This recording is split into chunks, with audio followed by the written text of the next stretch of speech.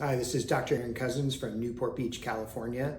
I wanted to invite you to a really exciting meeting that Dean Toriumi and I have put together in coordination with Marina Medical in Fort Lauderdale, November 22nd to the 24th. Now, why is this meeting special? Well, first of all, we've invited the preservation rhinoplasty experts from around the world, coming from almost a dozen different countries.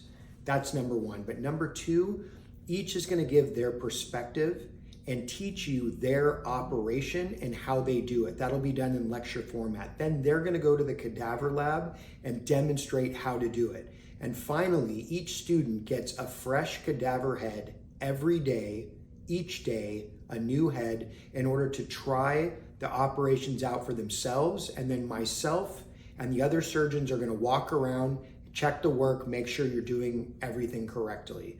When can you really have these experts coming around helping to make sure that you're doing the bone cuts and the septal resections and the tip surgery correctly? So I think it's a really unique opportunity. This is our second annual meeting. I really encourage everyone to sign up, and I look forward to seeing you in Florida next month.